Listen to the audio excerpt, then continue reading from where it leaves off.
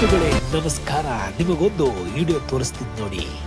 ಇದು ಯಾವುದೇ ಕಸ ವಿಲೇವಾರಿ ಘಟಕ ಅಲ್ಲ. ಇದು ಕೊಪ್ಪ ತಾಲೂಕಿನ ಜೋಗಿಸರ ಎಂಬಲ್ಲಿ ಕೊಪ್ಪದಿಂದ ಮೇಲ್ಪರಿಗೆ ಸಂಚರಿಸುವ ಮುಖ್ಯ ರಸ್ತೆಯ ಪಕ್ಕದಲ್ಲಿರುವ ಕಸದ ರಾಶಿ. ಅಲ್ಲಿ 7 ಹಸುಗಳು ಅದನ್ನು ತಿನ್ನುತ್ತಿದ್ದಾವೆ. ಅದರಲ್ಲಿ ಏನಿದೆವೋ ಆ ದೇವರೇ ಬಲ್ಲ. ಪ್ರತಿ ಮನೆಯ ಬಾಗಿಲಿಗೆ ಕಸ ವಿಲೇವಾರಿ ವಾಹನ ಬರುತ್ತದೆ, ಅದಕ್ಕೆ ಹಾಕಬಹುದು.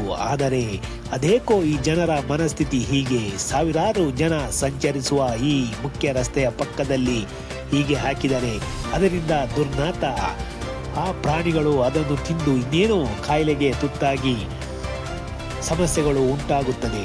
ಪಂಚಾಯಿತಿ ಹಾಗೂ ಜನಪ್ರತಿನಿಧಿಗಳು ಇತ್ತ ಗಮನ ಹರಿಸಿ ಅದನ್ನು ಸರಿಪಡಿಸಬೇಕು ಎಂಬ ಸಾರ್ವಜನಿಕರ ಒತ್ತಾಯ. ನೋಡಿ, ಸ್ಥಳೀಯರು ಅವರ ಸಮಸ್ಯೆಯನ್ನು ಹೇಗೆ ಹೇಳಿದ್ದಾರೆ ಎಂಬುದು ಕೇಳೋಣ. ಇಲ್ಲಿ ಕಸ ಹಾಕ್ತಿದಾರಲ್ಲ, ಇದ್ರ ಪರಿಣಾಮ ಏನಾಗ್ತಿದೆ? ನಿಮ್ಗೆ ಏನಾಗ್ತದೆ? ತೊಂದರೆ ಆಗ್ತದೆ? ನಮ್ಮ ನಾಯಿಗಳೆಲ್ಲ ತಂದು ಮನೆ ಬುಡದಲ್ಲಿ ಎಲ್ಲ ಕಸ ಅದು ಇದು ಎಲ್ಲ ವೇಸ್ಟ್ಗಳನ್ನು ತಂದು ಹಾಕ್ತವೆ. ಮಕ್ಕಳು ಬಳಸೋ ಪ್ಯಾಡ್ಗಳೆಲ್ಲ ತಂದು ಮನೆ ಹತ್ರ ಇಲ್ಲೆಲ್ಲ ಹಾಕಿ ಮನೆ ಹತ್ರ ನಾಯಿ ಎಳ್ಕೊಂಡು ಬಂದು ಹಾಕತ್ತೆ. ನಮಗೆ ಮನೆ ಹತ್ರ ಇರೋಕ್ಕೆ ಭಾಳ ವಾಸನೆ ಬರ್ತಾ ಇದೆ.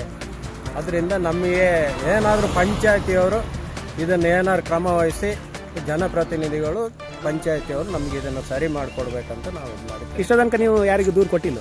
ದೂರು ಪಂಚಾಯತಿಯವರಿಗೆ ಕೊಟ್ಟಿದ್ದೀವಿ. ಅವರು 1 ಸಲ 2 ಸಲ ಬಂದು ನೋಡ್ತಾರೆ, ಹೋಗ್ತಾರೆ, ಆಮೇಲೆ ಬರೋದಿಲ್ಲ.